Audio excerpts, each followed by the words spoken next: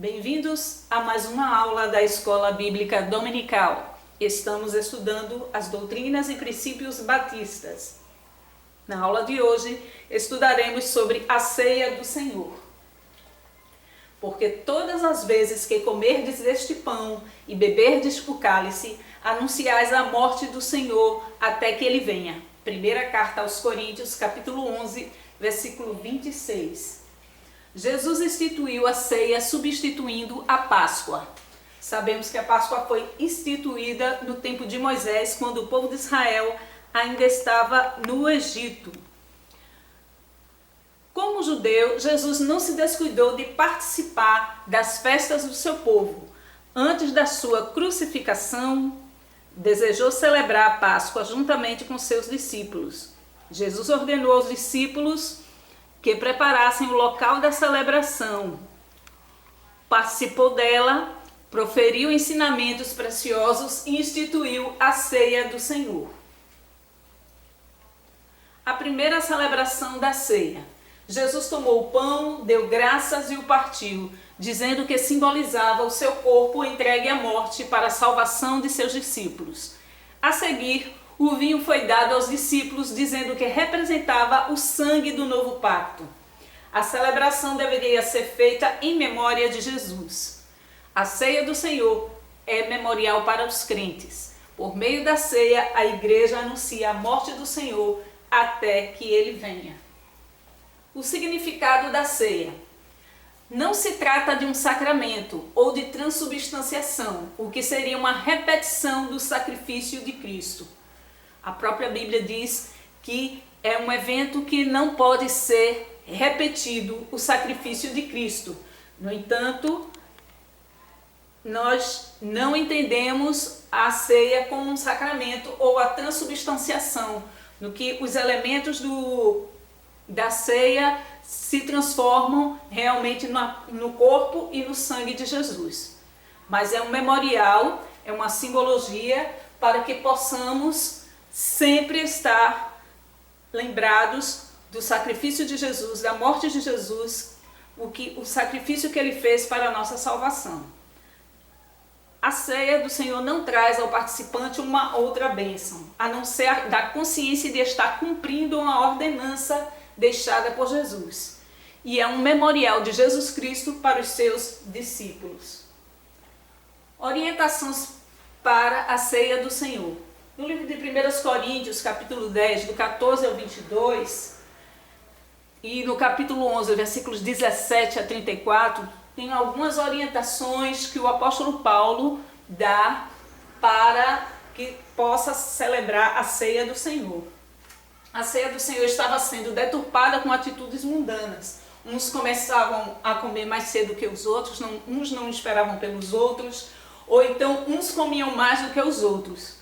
E o apóstolo Paulo, percebendo essas atitudes dos cristãos de Corinto, orienta como se deve ser celebrada.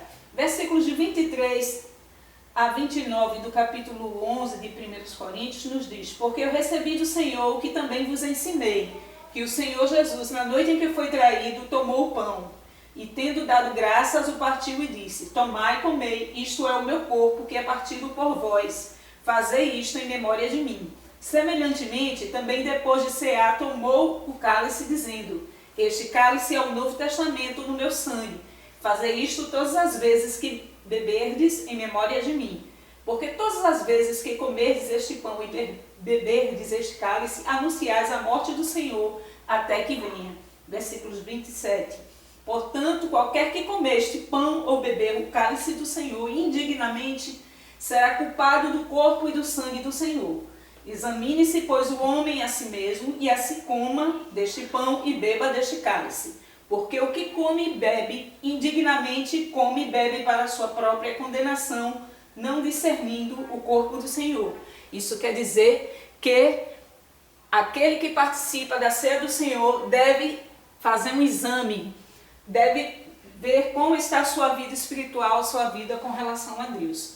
Versículos 33 e 34 do mesmo capítulo 11 de 1 Coríntios nos diz: portanto, meus irmãos, quando vos ajuntais para comer, esperai uns pelos outros. Mas se algum tiver fome, coma em casa, para que vos não junteis para condenação. Quanto às demais coisas, ordená-las-ei quando for ter convosco. As divisões da igreja eram também sociais. Nesse momento da ceia, um comia mais que o outro, e por isso a orientação do apóstolo Paulo para que quem tiver fome, coma em casa. Havia também aqueles que se excediam bebendo o vinho da ceia. Então, no versículo 21, nós vemos que, porque comendo cada um toma antecipadamente a sua própria ceia, e assim um tem fome e outro embriaga-se. Então havia um exagero no partir do pão e também na distribuição do vinho. Paulo afirma, não é a ceia do Senhor que comeis, quando os coríntios assim procediam na ceia do Senhor. Então, o próprio apóstolo condena a irreverência e dá instruções de como deveriam se portar. Aquilo é um memorial, não é uma festa onde cada um quer se alimentar mais do que os outros ou beber mais do que os outros. Nós vamos fazer algumas perguntas para a revisão desse tema da ceia do Senhor. Quando e como foi instituída a ceia do Senhor? O que relembra a ceia do Senhor? O que a ceia do Senhor anuncia? Quais os elementos da ceia e seus significados? Quais os cuidados ao participar da ceia do Senhor? Entre em contato conosco através do e-mail arisaialmeida@gmail.com.